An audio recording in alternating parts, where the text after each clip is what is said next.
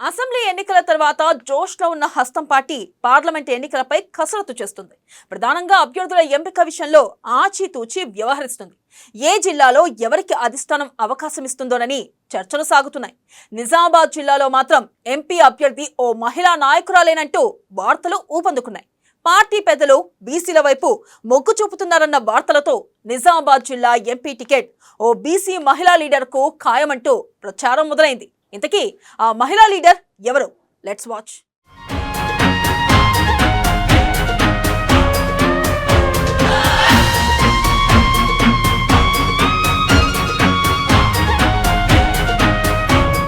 Assembly ఎన్నికల తర్వాత నిజామాబాద్ జిల్లాలో కాంగ్రెస్ పార్టీ మళ్లీ పుంజుకుంది. శాసనసభ ఎన్నికల్లో ఉమ్మడి నిజామాబాద్ జిల్లాలో కాంగ్రెస్ పార్టీ 4 స్థానాల్లో విజయం సాధించింది. ఉమ్మడి ఆంధ్రప్రదేశ్లో నిజామాబాద్ జిల్లా కాంగ్రెస్ పార్టీకి కంచుకోటగా ఉండేది. అయితే ప్రత్యేక రాష్ట్రం ఏర్పాటయ్యాక జిల్లా ముఖ చిత్రం పూర్తిగా మారిపోయింది. కాంగ్రెస్ పార్టీకి చెందిన కీలక నాయకులంతా పార్టీని వీడి గులాబీ గూటికి చేరారు. ఈ ఎఫెక్ట్తో 2 పర్యాయాలు నిజామాబాద్ ప్రజలు బీఆర్ఎస్ పార్టీ అభ్యర్థులను గెలిపించుకున్నారు. రేవంత్ రెడ్డి నాయకత్వంలో దాదాపు 10 ఏళ్ల తర్వాత మొన్న జరిగిన అసెంబ్లీ ఎన్నికల్లో కాంగ్రెస్ పార్టీ గ్రాండ్ విక్టరీ సాధించింది. ఈ గెలుపుతో నిజామాబాద్ జిల్లా కాంగ్రెస్ కు పూర్వ వైభవం వచ్చిందని చెప్పవచ్చు. కాంగ్రెస్ పార్టీ అధికారంలోకి రావడంతో ఇతర పార్టీలకు వెళ్లిన వారంతా మళ్లీ కాంగ్రెస్ లో చేరుతున్నారు. ఇక సొంత గోటికి చేరుకుంటున్న పార్టీ నాయకులంతా వచ్చే పార్లమెంట్ ఎన్నికలపై దృష్టి పెట్టారు.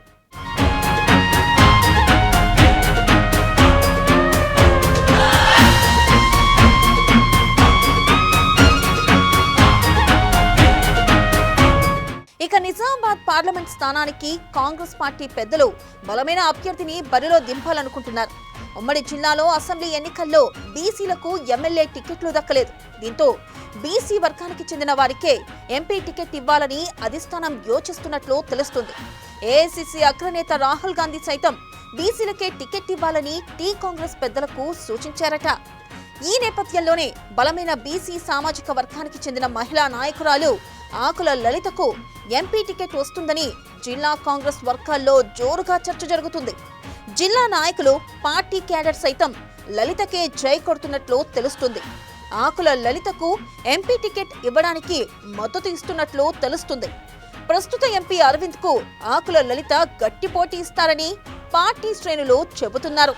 అంతేకాదు జిల్లాలో ఎలాంటి వివాదాలు లేని నాయకురాలుగా ఆమెకు మంచి పేరుంది.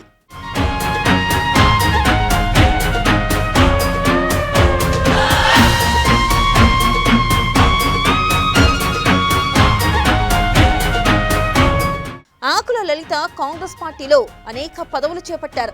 వివిధ హోదాల్లో అనేక సంవత్సరాలు పార్టీకి సేవలందించారు. ఎంపీటీసీ నుంచి రాజకీయ ప్రస్థానం మొదలుపెట్టిన ఆకుల లలిత అంచెలంచెలుగా ఎదుగుతూ వచ్చారు.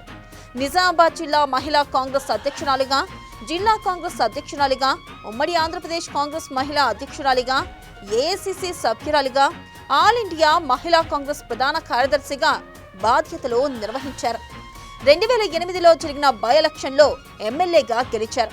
2 సార్లు ఎమ్మెల్సీగా ఎన్నికయ్యారు. బీఆర్ఎస్ లో తెలంగాణ రాష్ట్ర మహిళా కోఆపరేటివ్ కార్పొరేషన్ చైర్మన్ గా బాధ్యతలు నిర్వహించారు. అటు పార్టీలో ఇటు చట్టసభల్లో ప్రజల వాయిస్ వినిపిస్తూ ఆమె విశేష ప్రజాదరణ సంపాదించుకున్నారు. ఇకపోతే ఆకుల లలిత మున్నూరు కాపు సామాజిక వర్గానికి చెందినవారు కావడం ప్రత్యేకంగా చెప్పుకోవాల్సిన విషయం. నిజామాబాద్ పార్లమెంట్ నియోజకవర్గ పరిధిలో కాపుల ఓట్లు అధికంగా ఉంటాయి. దీంతో ఆకుల లలితకు అవకాశమిస్తే కాపు ఓటు బ్యాంకు మొత్తం కాంగ్రెస్ ఖాతాలో పడడం ఖాయం.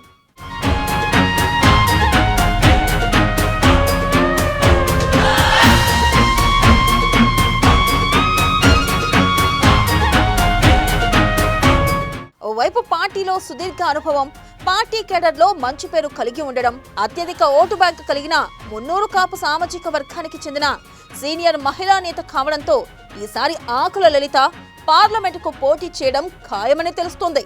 గత 2 పర్యాయాలు మినహా నిజామాబాద్ పార్లమెంట్ స్థానాల్లో ఎక్కువగా కాంగ్రెస్ పార్టీనే విజయం సాధించింది.